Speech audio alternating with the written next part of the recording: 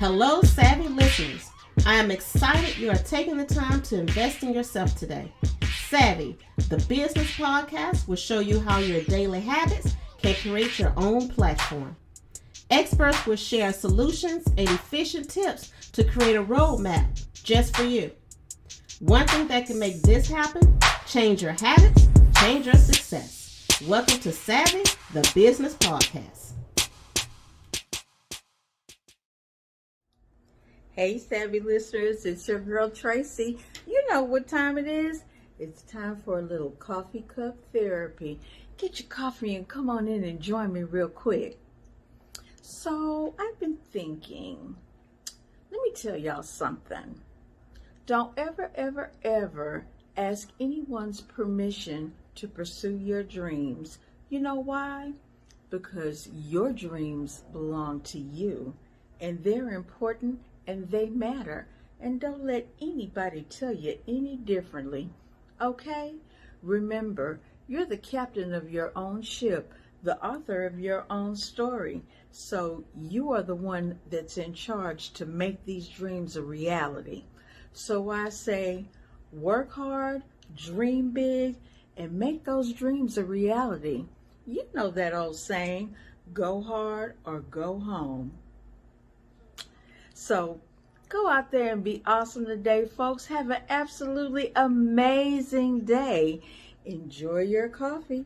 And remember, this world absolutely needs you. Oh, and one more thing. Don't forget, send me some feedback. And send those emails to media@savvymag.biz. I hope to hear from y'all.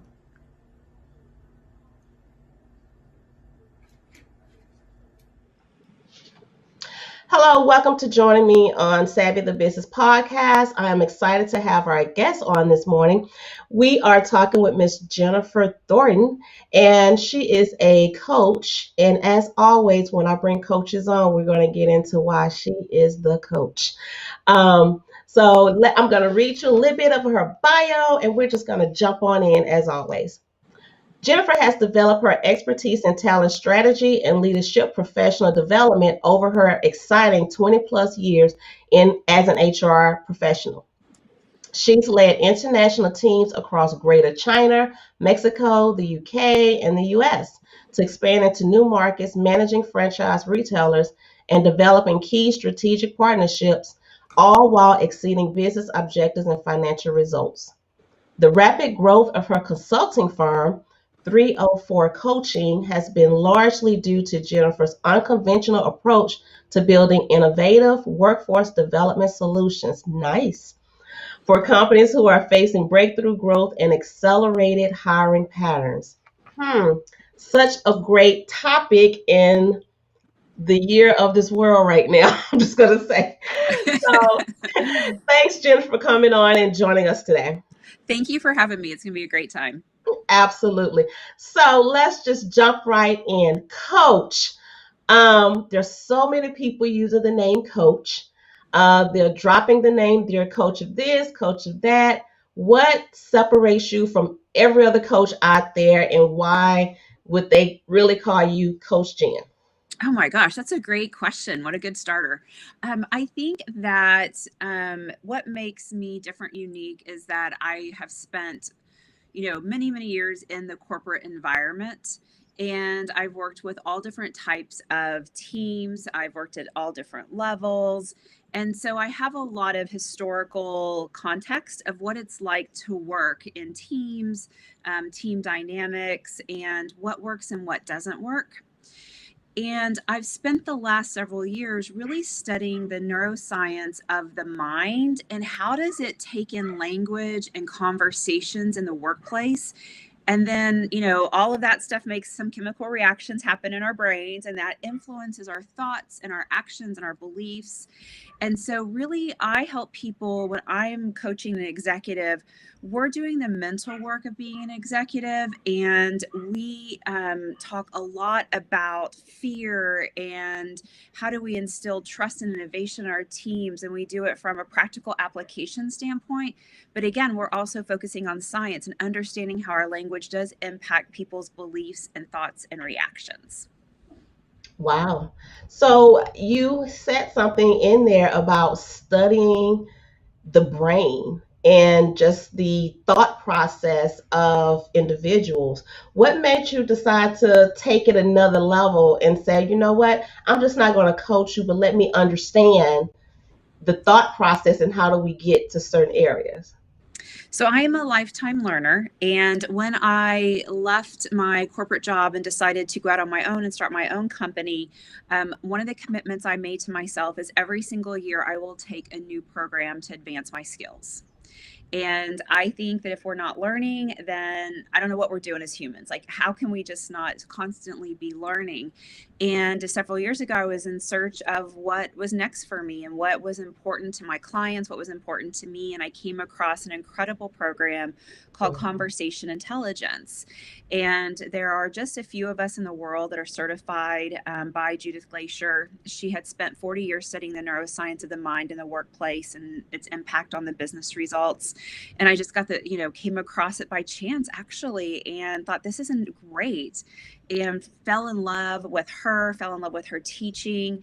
And in fact, in March, I started a different neuroscience coaching program because I want to learn from other people who also are as passionate about it as I am. So, that's, how it happened. I came across it by chance, and it was really life changing for myself. I learned some of the things I thought was really good to say at work is really inciting fear in others.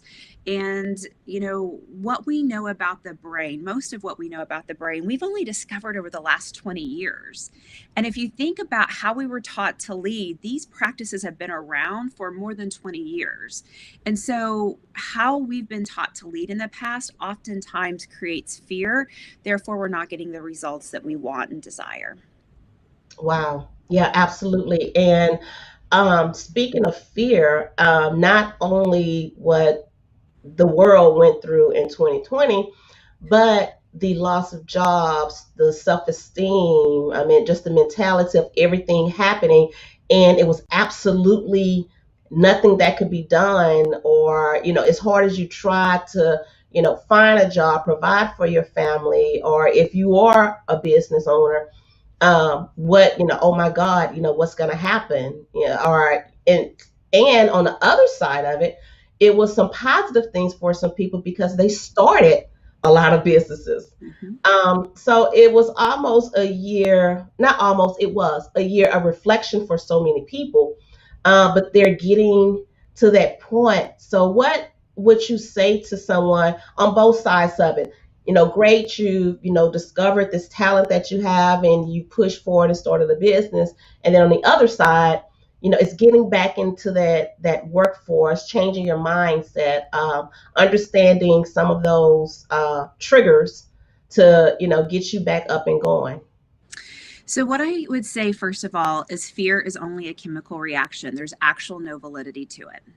And I think that's what we have to often stop and realize, that when our guts like, oh, or we make up a story in our head, like this person doesn't like me, or I'm not going to do well in this interview, it is really your body trying to keep you alive.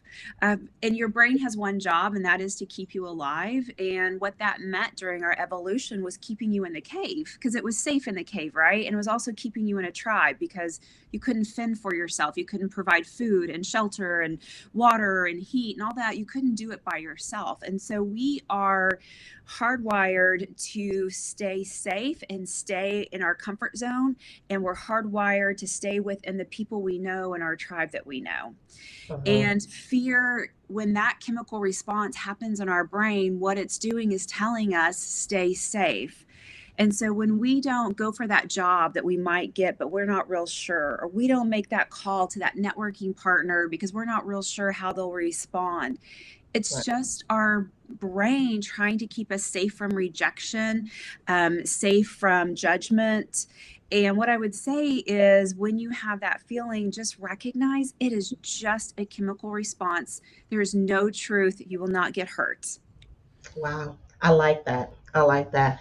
Um, and now with this week, from what you just said, this week, how can a person, they was like, okay, I'm gonna shake it off, we passed, we're in 2020, then you get a, what in the hell just happened?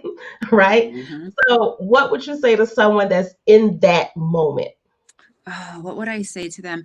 I would say that your brain believes whatever you tell it. And if you tell Mhm. it something long enough, it's going to become a fact in your brain. Mhm. And which I think is so fascinating that our brain just believes what we tell it. All that little chatter and talk that we do in our own mind, it just starts to absorb it. And so what I would say is be careful what you tell yourself. Be careful of the story you create because it is an interesting time in our world. I don't know how else to say it. But if we look at it and say, wow, this is troubling, and it completely is troubling, and I'm in fear of the future for my children or whatever, Mhm. whatever your fear is driven from, accept that and know that yes, this is tough, but then start to use your energy, your brain energy, to think about how can I impact, how can I make a difference, how can I be a voice to my children or my friend group or my loved ones that can say, this is a moment in time, and we can set in this fear and this anxiety, or we can acknowledge it and recognize it and think about how we want to approach it verbally and mentally differently so that maybe we can help break some cycles. And I think that a lot of the problems we have, you can't go home to family dinner and you're not supposed to talk about a whole list of things. Well, if we're not talking about them, that's we're not moving the needle.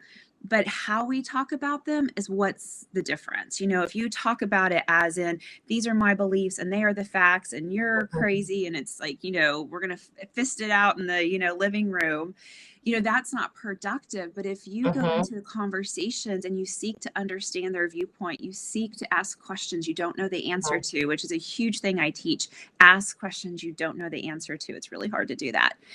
Then the conversation changes, and that's when we start to make progress. But as long as we're sitting in this fear and this tribal mentality, which we are built to think of, that's our hardwire is tribal mentality, and we're Mhm. seeing that. As long as we're falling into that, we're not making progress. Wow. Yes. So I'm glad that you said that, and it just goes, we fall into our habits, and our habits is what's so hard to break sometimes. Mhm. Um, and then with those habits can also be the people that's surrounding you as well. So it's understanding and knowing when to, I'm not going to say, cut them off or anything like that, but is knowing when to, if it is the end of that season, to cut them off. Then it's not no hard feelings or anything. It's just, hey, it's time for growth. You've learned certain things. You're moving forward. Um, and it's just time for some of those things to happen. So as um, individuals, we always have to understand our seasons, if that makes sense. So it's just, going through those processes. Yeah, you're absolutely right. I'm so glad you bring that up because not only does our brain believe what we tell it, it believes what other people tell us. And if we're not really careful about the influence we add into our lives, it impacts us. And we have to be careful of, who we surround ourselves with. Right. So going into 2021, what do you think will be the trends for successful leaders? Oh, good question, too. You ask great questions. I think that one of the trends is going to be flexibility Mm, and agility. And I think that as leaders, we like predictability and we like saying, I'm going to tell you to do this and you're going to do it. And then the outcome is X. Like, right? This is just a recipe. yeah. And it's really unpredictable right now. And I think that when we're learning to lead in like unpredictable leadership, we're really creating innovation. We're creating the opportunity to be open to whichever way is the most important way to go. And so I think that that's something that some of our great leaders that have gone through 2020 started to get comfortable and being really flexible, whether that is flexible work environment, where that is flexible how we market to our customer, if that's flexible of how we get Right. our product from A to B, it can be anywhere. But we're going to have to learn to lead in unpredictable times, because that's the future, and that's again goes back to how we were taught to lead 20 plus years ago in the last century. It was very predictable, and this is how we do it. And it was very scripted leadership and very scripted actions. And that is not going to work in the future. I'm just sorry. It's just not going to. Well, you are absolutely right. I've heard some people say, "Oh, we should stop saying new normal. This is not our new normal. This is not." It is. Mm-hmm. And if we think all the way back to when 9/11 happened, the security around the world, airports, everything, it was different. Mm-hmm. And everybody was preparing. Okay, I have to, if I'm taking a flight, I know I need to show up, 3, 4 hours early to go through this process without having to rush and all of that. But over time, we started to get used to our new normal. And as of today, it's still the case. The security is the same. We've just gotten used to it. And we prepare to know, okay, I got to get out my shoes, take my belt off. I got to do this. I got to do that.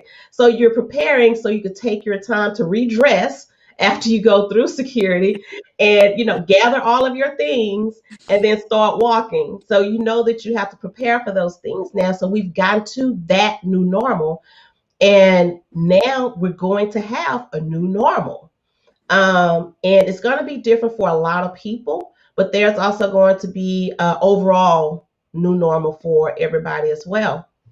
So I think with that is where people have to really understand that, okay, it is what it is. This is what we have to do now. And especially in business, we have to change our processes. We have to change our way of thinking. We can't keep saying, oh, I'm old school. I'm going to, keep doing this, or, it worked for me back, 10 years ago. So I know it's going to work for me now. Okay. It's not. Okay. So I'm glad that you said that. That we all have to prepare for that and understand what's coming. I mean, it is what it is. Um, what would you say to those that want to stick with, it worked for me, 2 years ago or 3 years ago, and I'm not going to change because it worked for me then? What would you say to someone that just refused to see you have to change the way that you operate? So I think that what I would say is, what are your priorities? One of the things I coach on is, false beliefs or false goals. And Mm-hmm. so a false goal is, I don't want to change, but the goal really is to be successful. So what I would say is, what truly are your goals, and what are those steps in those goals? Mm-hmm. And that's how you start to lead, become a person who can lead in unpredictable times, because that's normal right now, is unpredictable times. You Yeah. have to say, what is the actual finish line? Mm-hmm. And am I okay with whatever, with inbounds, of course, whatever has to happen, but we're focusing on the finish line. And I think leaders that don't want to change, they're focused on the next step. They're not focused on the actual priority of whatever the end game is. And so what I would say to them is, what is your priority? Is your priority your ego attached to who you've been in the past? Or is your priority the end result that your company or you want to hit, whatever it is? But leaders have a lot of false priorities. We say we want one thing, but our actions are not anywhere near that. And so we have to get really honest with what the priority is. And then whatever those actions are to get there is what they are. Wow.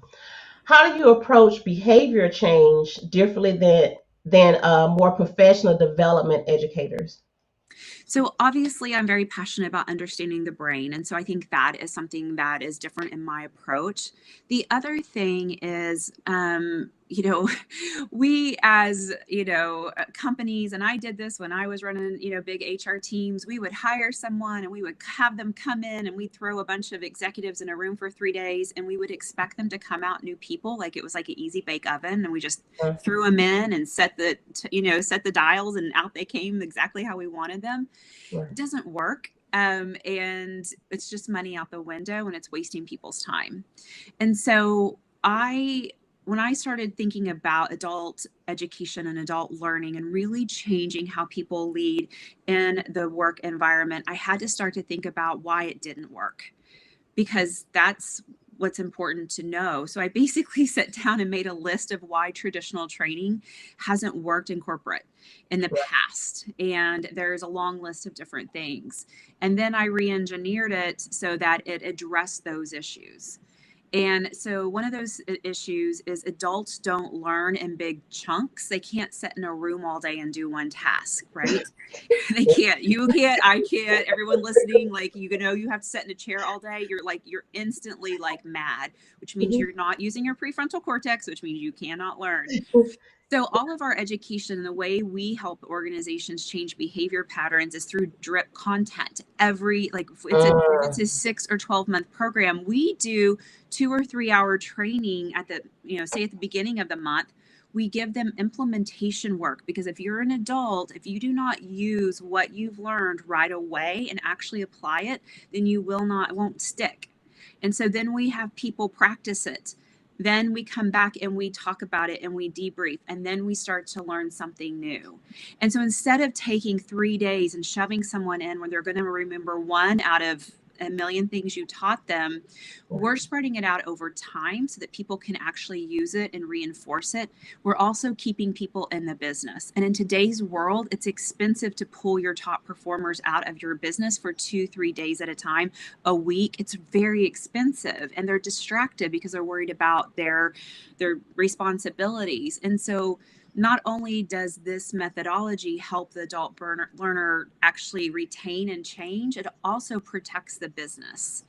And I think that's a big important thing we have to think about in today's world is you can't unplug and hide for several days in today's business. So how do you address that?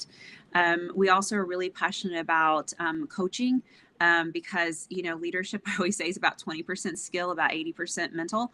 And if you're not doing the mental work about change, which is just like the question you just asked, what happens if someone doesn't want to change? If you're not doing the mental work around changing behaviors or growth behaviors, then it also doesn't stick. And so we take kind of all those concepts, and when we build education for organizations, we really think about how does that adult learn and how can we truly change their behaviors based on what we know about that.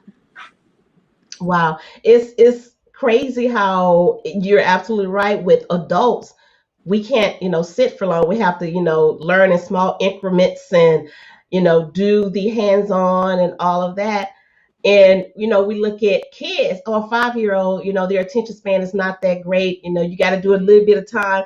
And here you are as an adult doing the same thing. So Same thing. it's crazy how that made a circle, and the same thing we have to do increments for it to stick. Wow. I know you have a passion for conversation intelligence. What is it? So it's really understanding the neuroscience of the mind and understanding your language as a leader or as a peer, as anyone, any conversation you're having. It's really understanding how do your words, actions, how do you enter into that conversation so that you're using language that promotes the right chemicals in the person's mind, little oxytocin, little dopamine hit, all the good stuff. And so that they can really engage with you in a way that's creative and collaborative. And for yourself, understanding how does your brain work unconsciously, and how does that impact your internal thoughts, your internal actions, and really starting to lead in a way that works with the neuroscience of the mind and not working against it. Because like I said earlier, a lot of things that we've been taught to say and do really promotes fear in the brain, and we're shutting down the best part of what we need. We learn in the prefrontal cortex, we create, we innovate, we control our emotions. All that stuff's happening there. And as soon as someone's primitive brain and fear kicks in, that shuts down. And so you think of that old school, if someone's not hitting their numbers, you get on them, you yell at them, you tell them this and you tell them that. Well, as soon as you do that, everything that you need, creativity and innovation to get the sale, just got turned off. And so we have to help people understand that their language is either getting them the results they want or they're not. Wow. What can someone expect when they contact you and want to work with you? Because we're hearing a lot of the conversation about studying the brain, the different triggers, your frontal lobe, all of these different things. Someone may be like, ooh, she's gonna hook me up to a machine and she's gonna shock me, Is what can they expect when they come to work Mhm. with you? Is Mhm. there an initial test or survey that you give them Mhm. to give you some type of baseline to know where to start? What is their first step when they come to work with you? So when I start working with an organization, the first thing we do is we really diagnose not only what their problems are, because I really don't have concern about what our current problems are because they're actually past tense. Mm. If I say today my problem is X, well, that was actually yesterday's problem that's influencing me today. It's really not today's problem. That's what I'll talk about tomorrow. And so what I start to do is really talk to organizations about where are you going? And based on where you're going, what type of leadership skills and competencies and way of work are needed to be successful there? And that allows us to then start to create programs and leadership and coaching that speaks to where we're going. And I think that's a big difference. But when I start working with people, they want to start telling me all this stuff. And I'm like, whoa, whoa, whoa, where are we going? Like, that's what's Yeah, important. right. Because let's not teach people to fix yesterday's problems. Let's teach them to be ready for tomorrow's unpredictability. And Yeah. so that's one of the very first things we start to work with when we work with companies. And when I do individual coaching, it's very similar. It's where is your career going? What are your responsibilities? What are your goals? Who do you have to be able to successfully do all of that? And let's move towards it. We never go backwards because it really doesn't matter. No, you're absolutely right. And how can you stop someone from going backwards? Because what you just said, today's problem was yesterday, but we tend to sit into that bucket Mhm. and, oh, well, this happened because of this happened, oh, because of this, that happened. How can you pull someone out of that bucket and say, okay, we're going to dump you out of this bucket and we're going to start flat on the ground and start fresh? Yeah. And those are like those little ruts, right? We get in ruts. We just keep telling ourselves the same story over and over Yeah, again. And so what we do, or what I like to do, is really say, let's rewrite the story. If you believe all of this to be true, what if none of it was? What would be the actual truth? And we mm, start to rewrite the story. And say someone is stuck because they really struggled with their boss in the past yeah, and they want to have a better relationship with that person, then it's reminding them that the story you are creating in your head about your boss, right or wrong, it's just the story yeah, that is holding you in a place where you can't get there. And so let's now create a new story about your supervisor so that when you interact with them, you're coming from a baseline with that story. Because as long as you're coming from that old baseline of, I hate him or her, they're yeah. mean, they're not smart enough, whatever all that is, then you're Mhm. never going to get there. And so we help create new stories or things that we can at least start to accept and then start to build off of that and kind of ladder out of it. You can't, if you have like this horrible situation, you can't tomorrow think it's the best thing ever, but could you make a couple of steps towards it, get in a better place, make a few more steps, get in a better place? And oftentimes we have to ladder through those situations. Wow, great, great advice. Great advice. What is one idea a leader can use today to create innovation thinking within their team? Oh, so one of the things I love to do with organizations when they start to think about leading different and they start to think about how do I lead towards innovation, which means how do I be collaborative and how am I asking questions I don't know the answer to, and how do I lead in a way that, lowers fear. And so, one of the first exercises I think is a lot of fun is we have to kind of do something that feels really different and awkward. So, everyone's like, this is going to be different. Mhm. So, we find a problem in the organization. Let's just say, certain product has been struggling and you've got to figure out how to get the numbers up with that product. So what you can do then is, call your team and say, hey, meet me in, whatever room or meet me on Zoom if we're still working remotely, more than likely. Right. And I want you to bring me the most ridiculous, crazy, insane ideas on how to get product X out the door. Like we've lost market share, we've got to get it back. I want you to bring me the most insane ideas you can think of. And in fact, I will reward the person who has the most ridiculous idea. And the reason we set it up that way is because if you tell people, hey, meet me in this room or, whatever, and we've got to talk about this product, it's not selling and I want to know why. You have created fear. So they are not going to be able to get creative and innovative to tell you because they can't use their part of the brain that allows that. But if you say, I'm going to reward you for thinking big, I'm not going to judge you. I'm not going to judge your ideas because Mhm. I am actually going to judge them if they're not big enough. Like, I need something ridiculous. Like, let's get this product to Mars. And that opens people up to think more creativity or more creativity. Then, as people are sharing these ideas in the meeting, just keep throwing them up on the board. Don't judge them. Try to make them even more crazy. Like if they say they want to do this, then everyone's like, how could we even make this even more insane? Keep thinking big. Yeah. Even if it is impossible, don't say that. Don't go, well, I really couldn't do that. Like, go, no, we could, like, could we do that? Because what happens at the end of that exercise, you're going to find some common themes across all of those ideas. And those common themes are actually probably your problem and what you need to deal with. And then, that gives you a starting point of where you can go. But if you don't go and try to think so huge, you're never going to find really what you need because your brain will limit itself because it won't want to be judged in the room.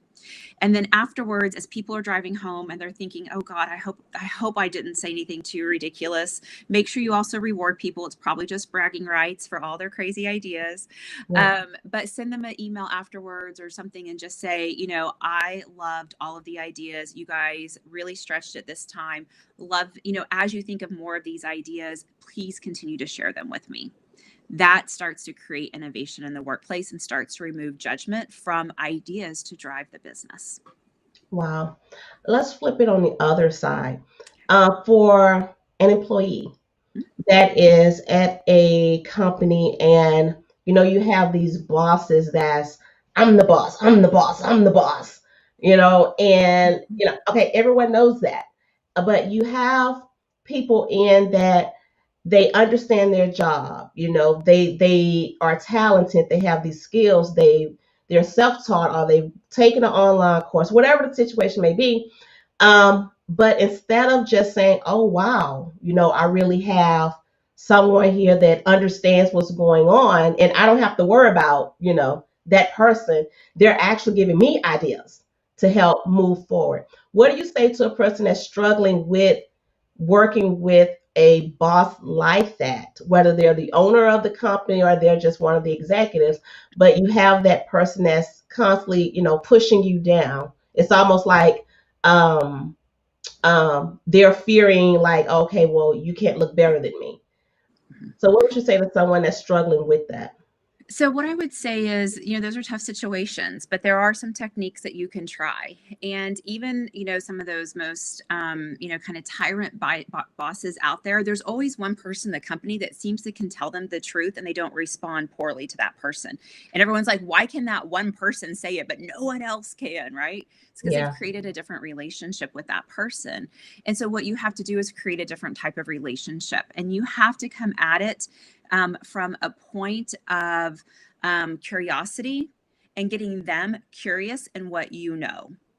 And because the brain is a curious, and if it thinks it knows everything, you have to get it curious.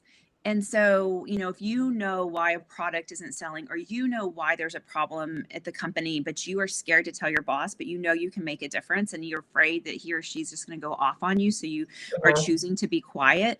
What I would say is, go in and say, hey, I have some information that I think you would find, very valuable. I've got some really good ideas, what I think might work. And I think they could impact the business. And I, to be honest, am a little nervous to share them with you because it's looking at things very differently. But I have the data and I have the research. Are you open to hearing some of this? Because you're telling them, I've got some ideas. You're being honest around, I'm not sure if you're going to like them. So you're telling that person, she's, there's some curiosity there. She's a little afraid, why is that? Do I need to listen a little bit more? She has data to back it up. And then you ask for that permission. And then if they're like, yeah, you can tell me anything, and you're not quite sure they're there yet, go, Yeah. is this the right day? Are you at a place today that you want to hear this? Yeah. And get them to say yes. And if you start to tell them and show them the data and they're like still combative, and it's, you're like, no, this is true, and they're just addicted to their own viewpoint, their own need to be Yeah. right, then you just remind them, say, I know this is difficult to hear, but you committed to looking at this in a new way. Are you sure this is still a good time for you to look at this in a new way? And Yeah. see what they have to say. And if they say no, then accept that they're not in a place. If they say, oh, you're right, okay, then what you're doing is you're building a new relationship with that person where you can be that one person that's honest with them, because you're not forcing it on them. You're not telling them you're wrong. You're Yeah. getting permission to show up and be honest. I like that. Get permission. Get permission. I like that. What is a common power play that keeps teams from realizing their business goals? So I think one of the things I see that's really common is that when you think of a group of leaders, so cross-functional group of leaders, whether that's executives or directors or managers, what happens is when we start to work together, we go into protection mode. We want to protect our own job because, again, we don't want to lose our job. We got to look smart. We got to, we Yeah. don't want to, get in trouble. And we also start to protect our team. And that is very natural. Again, it's very tribal. Right. I'm going to protect me and my team over anything else. Uh-huh. And there's some things in that which isn't bad. But what happens and why there's so many power plays in groups of leaders is because they're so busy protecting themselves and their team. They're not protecting the actual objective of the organization. And that's what has to change. Teams have to be so protective over the objective or the goal that 5 different departments are working on, that they stand together around that, and then their teams start to follow in suit with that. And so what you have when you start protecting the objective, you have more collaboration and less finger pointing. You have the ability to tell someone, here's what I know I'm not an expert in marketing, but here's something I've heard and seen. And you're able to exchange ideas openly. And that starts to create, momentum. But because of who we are built to be, we go into these meetings, and if a big difficult project's going off the rails, instead of taking ownership as a collective group, we sit around the meeting and we point fingers at each other. Well, your team didn't do this and your team didn't do that, and well, that's this and that's that. But that's why we have so much infighting in the workplace, is because we're not protecting the overall goal. We're protecting ourselves and our groups. Wow.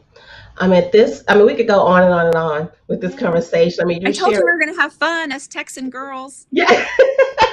It's so much good information, and it's so much that's needed to hear. And you're giving a great perspective on how to shift, not keep sitting into that same thought process or shoulda, coulda, woulda type thing. You're giving them, some options to say, okay, let's change this. You have the power to change it. You have the power to shift this. And, I tell people, I'm like, I decide on who I want to give my energy to. Why get into an argument about something, whether I agree or disagree? But there are times that you want to say, okay, hold on, we're going to debate this. But sometimes it's like, okay, it is what it is. Whatever, we're moving on. I must put my energy somewhere else, not into this right now. So it's understanding how to shift, finding a different way. And I want to thank you for sharing that today. That was great. That was great. Yes, you're very welcome. It's been a lot of fun. Right. Let people know how they can connect with you, your social media, your website, if they want to say, I need Jen in my life. So you can find us at 304coaching.com. We have a lot of free resources there. Feel free to download and enjoy those. I also love to always continue the conversation on LinkedIn, and you can find me at Jen Thornton ACC and connect with me there, and drop me a message, and I'd love to hear from you. Wow, great conversation. Thank you so much. Thank you. Have a great afternoon. All right.